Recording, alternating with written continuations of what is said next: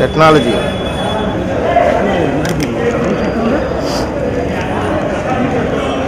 Sir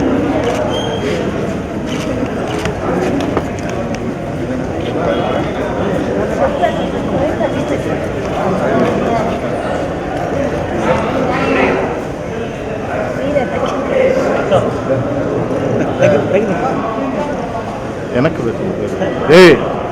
వెనక్కి రండి.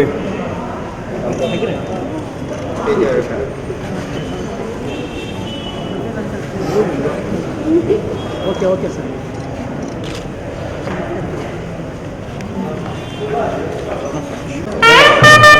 వెనక్కి రానా సైడ్ వెనక్కి పోయేసా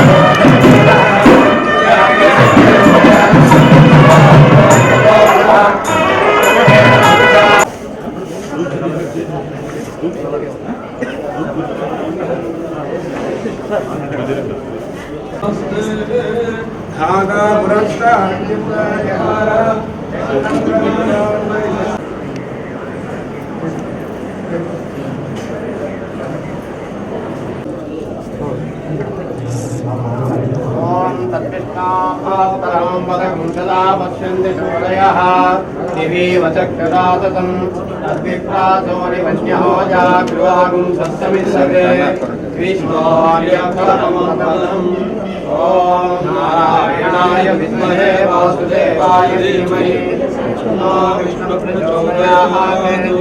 ओम नारायणाय विद्महे वासुदेवाय धीमहि विष्णु प्रचोदयात्।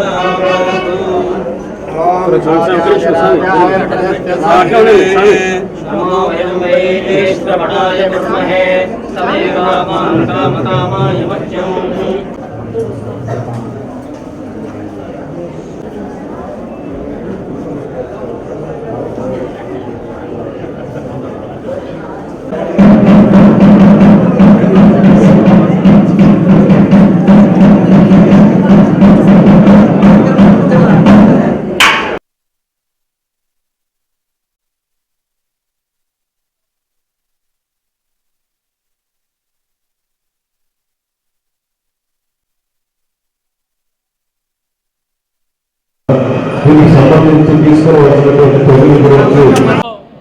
ఎంతో ప్రాముఖ్యత కలిగినటువంటి శ్రీ తల్పగిరి రంగనాథ స్వామి వారి దేవస్థానం నందు రాబో ముక్కోటి ఏకాదశి పర్వదినం సందర్భంగా భక్తులకు కల్పించవలసినటువంటి సౌకర్యాల కల్పన కోసం ఈరోజు నెల్లూరు నగర నియోజకవర్గం నుంచి ప్రాతినిధ్యం వహిస్తున్నటువంటి గౌరవ రాష్ట్ర పురపాలక పట్టణాభివృద్ధి శాఖ మంత్రులు డాక్టర్ పొంగూరు నారాయణ సార్ గారు, ఈరోజు రెవెన్యూ డివిజనల్ అధికారి గారు, ఇతర అన్ని శాఖల అధికారులతో కలిసి సమన్వయ కమిటీ సమావేశం ఏర్పాటు చేయడం జరిగింది.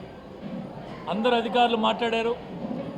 ఏ అధికారి ఏ డిపార్ట్మెంట్ వారు ఏ బాధ్యతలు వహించబోతున్నారో ఇప్పుడు అందరూ కూడా గౌరవ మంత్రి గారికి వివరించడం జరిగింది.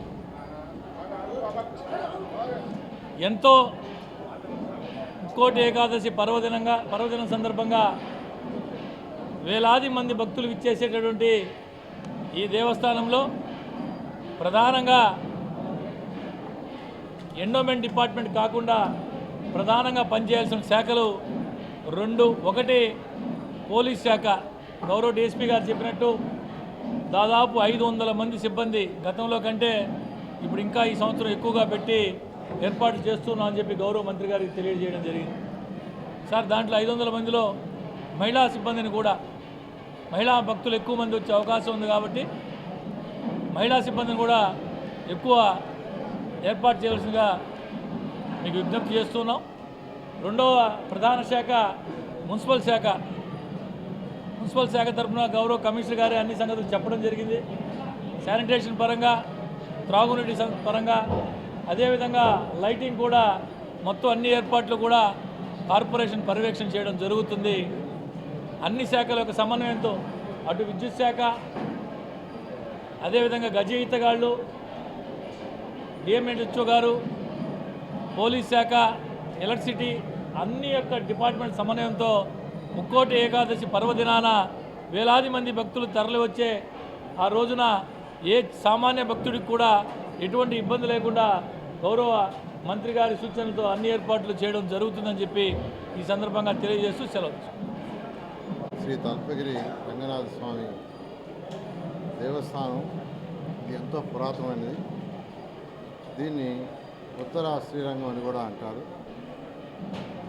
ఈ యొక్క టెంపుల్లో మనకు ముక్కోటి ఏకాదశి సందర్భంగా 20వ తేదీ నుంచి, ఈ నెల 20వ తేదీ నుంచి 29 వరకు పగల్ ఉత్సవాలని జరుపుతారు.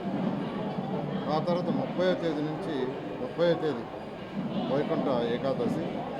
అది అయిన తర్వాత మరలా ఒక 10 రోజులు అంటే రాపత్తి 10 రోజులు అంటారు, రాపత్తి రోజులు. ఆ 10 రోజులు యాక్చువల్గా ఈ యొక్క ఉత్తర ద్వారదర్శన యాక్చువల్గా ప్రజలకు ఏర్పాటు చేయటం ఉంటుంది.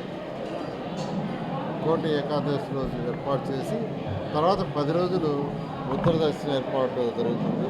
దీనికి సంబంధించి ఈరోజు అటు టెంపుల్ అధికారులు, ఆర్డీఓ గారు, మరియు ఎలక్ట్రిసిటీ డిపార్ట్మెంటు, ఫైర్ డిపార్ట్మెంటు, అదేవిధంగా మున్సిపల్ శాఖ, హెల్త్ డిపార్ట్మెంటు వీళ్ళందరితో డిస్కస్ చేయడం జరిగింది. పోలీసు వారైతే 493 మంది పోలీసు వాళ్ళని యాక్చువల్గా ప్రజలకు ఎటువంటి ఇబ్బంది లేకుండా ఉండే విధంగా చేసేదానికి ఏర్పాటు చేశారు. ఇప్పుడే మేయర్ గారు దాంట్లో మహిళలను ఎక్కువ పెట్టండి, మహిళా భక్తులు ఎక్కువ వస్తారు కాబట్టి మహిళలను ఎక్కువ పెట్టమని పోలీస్ డిపార్ట్మెంట్ చెప్పడం జరిగింది. అదేవిధంగా శానిటేషన్కి మున్సిపల్ శాఖ ప్రత్యేకంగా ఒక 130 మందిని స్పెషల్గా అరేంజ్ చేస్తున్నారు. ఎక్కడైతే ఈ టెంపుల్కి వచ్చే రోడ్స్ ఉన్నాయో ఆ రోడ్స్లో లైట్ల ఏర్పాట్లు, డ్రింకింగ్ వాటర్ ఫెసిలిటీస్ని ఏర్పాటు చేస్తున్నారు. ఆ సమయంలో ఎలక్ట్రిసిటీ ఫెయిల్యూర్ లేకుండా ఎలక్ట్రిసిటీ డిపార్ట్మెంట్ చూస్తూ ఉన్నారు.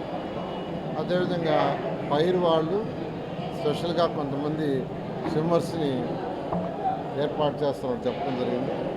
హెల్త్కి సంబంధించి వాళ్ళు 29వ తేదీ 30వ తేదీ 2 రోజులు హెల్త్ క్యాంపులు ఏర్పాటు చేస్తున్నారు. ఈ యొక్క టెంపుల్ని దర్శించుకోవడానికి సుమారు 50,000 మంది పైగా భక్తులు వస్తారనేది అంచనా.